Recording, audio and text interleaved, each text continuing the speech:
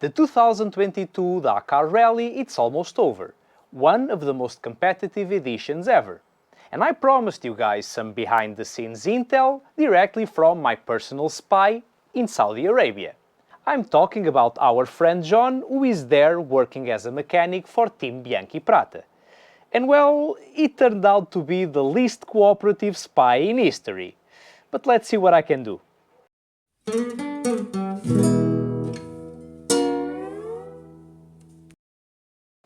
Hello adventurers, my name is Diogo Guerra and this is OFFroad-OFFcourse. I must have been completely out of my mind when I publicly promised that John would send us quality footage and detailed reports of what's happening in Dakar.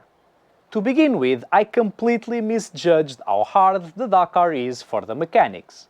John has been sleeping like 3 hours a night in a freezing cold tent and then 45 minutes a day on the back seat of a van using a compressor as a pillow.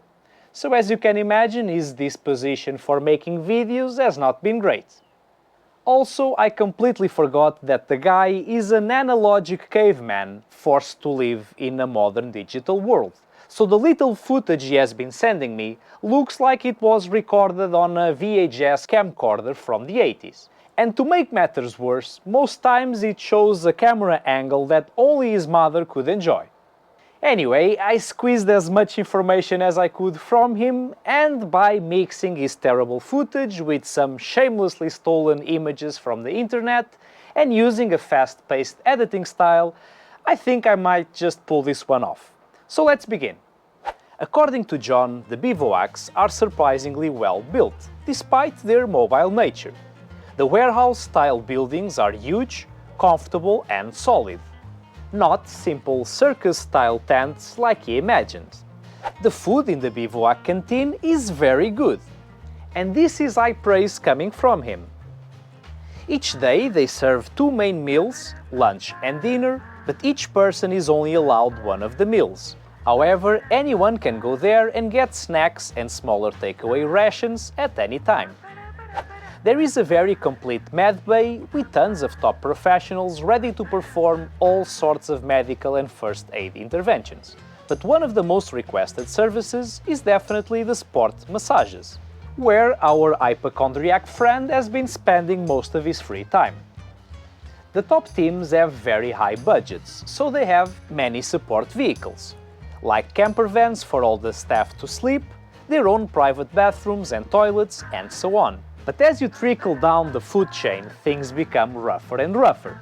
John's team is somewhere along the lower middle, so they only have 2 vehicles. A smaller van, mostly for personnel transportation, and a medium-sized truck that usually moves with the bivouacs. This one has a small workstation inside, a shower, a sink, and a bunker bed for the 3 riders. The mechanics are sleeping in tents, and when any of them needs to use the toilet, they go to the ones provided by the organization. Motul is one of the main sponsors of the event, and they have a mobile lab capable of analyzing oil samples and doing all sorts of fancy science.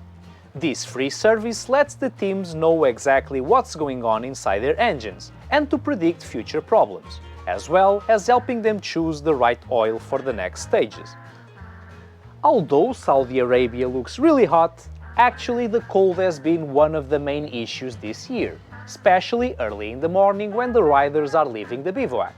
When we were in Jeddah, it was very warm, like 32 degrees, 20 degrees at night, and here, freezing cold, very cold, and on top of that, a lot of rain last night.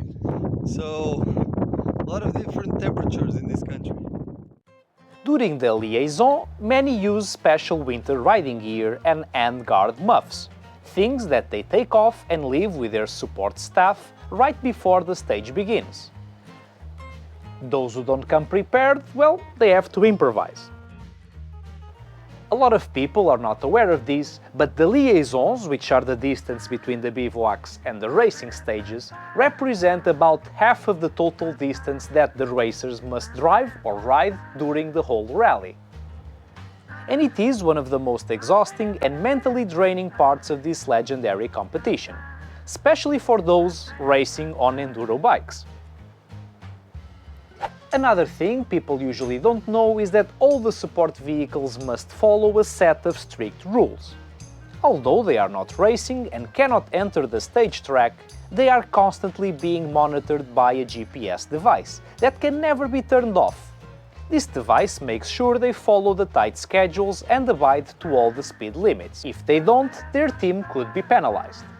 Since last year, all riders must wear inflatable airbag vests and they must carry an extra gas canister on the bike in case they crash.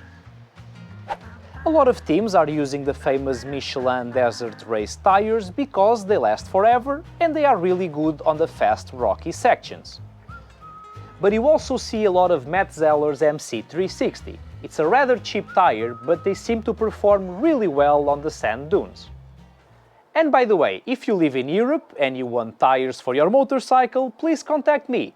My partners will send a tire to your address and I will get a small commission in return. It's an awesome way to support the channel. Thank you in advance.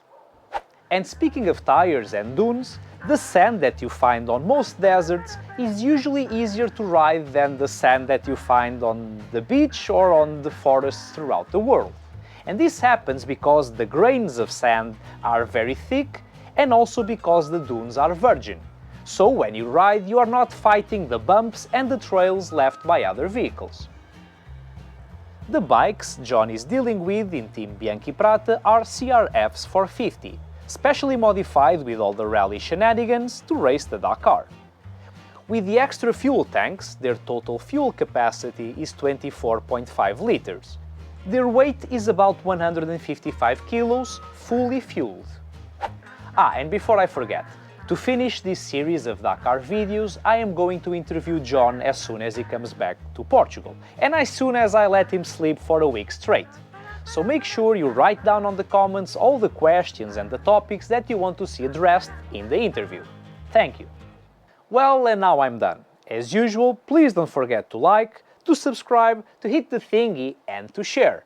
Share this video with one of those friends who really wants to join the Dakar hype but has no idea what's going on, and maybe things will become a bit more clear to him.